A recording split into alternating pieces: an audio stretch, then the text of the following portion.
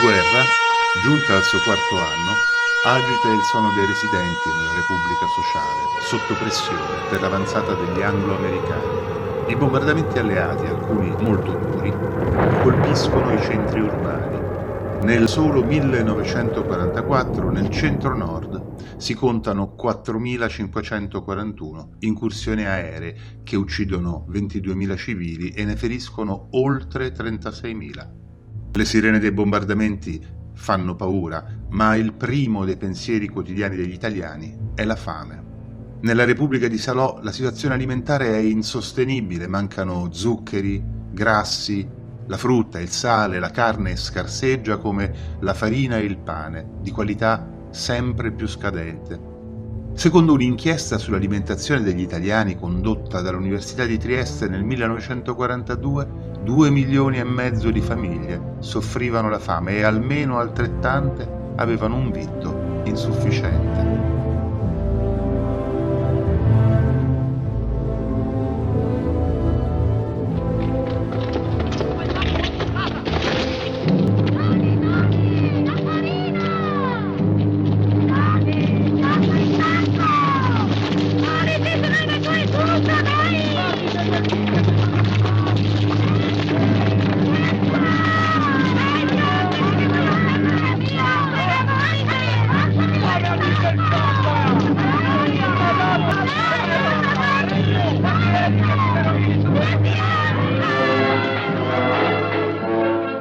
Si fa la spesa con la tessera annoraria, che dà diritto ad una razione quotidiana che copre solo in piccola parte i bisogni alimentari quotidiani.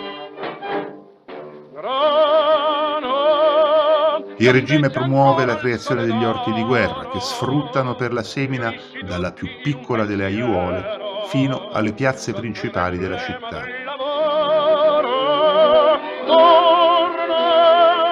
Ritorna ancora sui campi arati a ridonar quei giorni lieti con il fiorir dei prati. Nascono, istituite dal regime, le mense di guerra, con pasti di cattiva qualità a prezzi calmierati.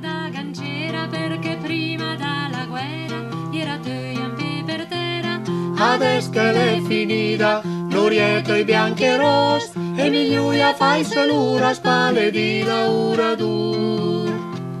I contadini, che sarebbero obbligati per legge a conferire buona parte dei raccolti agli ammassi, preferiscono tenere per sé il cibo o immetterlo di nascosto nel circuito della borsa nera.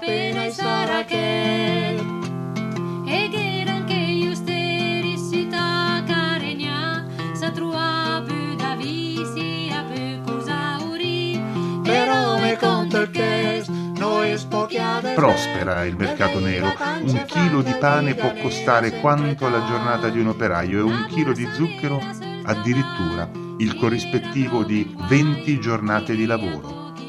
Il sale è introvabile e si offrono 10 kg di sale per ricompensare chi denuncia un partigiano. I magri salari e i razionamenti provvedono a coprire a malapena la metà dell'apporto calorico necessario.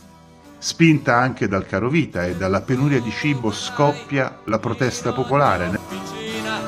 Aspettano il suono della sirena, rimbomba la fabbrica di macchine e motori, più forte il silenzio di 1000 lavoratori. Nel marzo del 43 si fermano nel nord Italia più di 100.000 operai. L'anno successivo, gli scioperi, secondo dati repubblichini, coinvolgono 208.549 operai. Milano è ferma e a sostegno degli scioperi si intensificano le azioni di sabotaggio dei partigiani.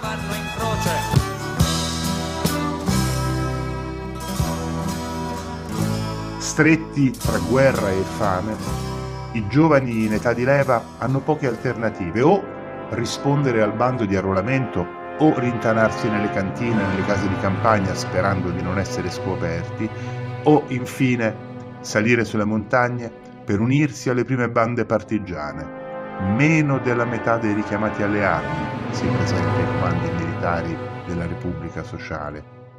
La guerra! In cantina? Sì, mentre il mondo combatteva, io resistevo chiuso in cantina solo.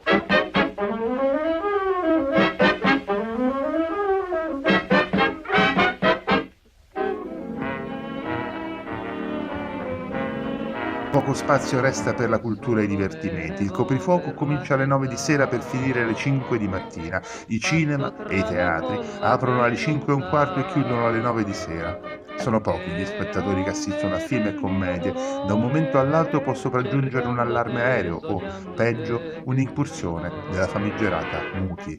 La città è sotto occupazione da parte delle truppe tedesche che esercitano un controllo soffocante. A Milano la Scala continua le recite al Lirico, ma la sala del Piermarini è stata distrutta dai bombardamenti e molti altri ritrovi abituati, balere, bocciofile, campi sportivi, sono inattivi. Il campionato di calcio si svolge tra 1000 difficoltà, diviso per gironi regionali con diverse squadre che abbandonano la competizione lungo il percorso a causa dell'occupazione alleata. Tra le poche occasioni di ricreazione a buon mercato resta per molti la radio, regina delle ore serali. Il grande amore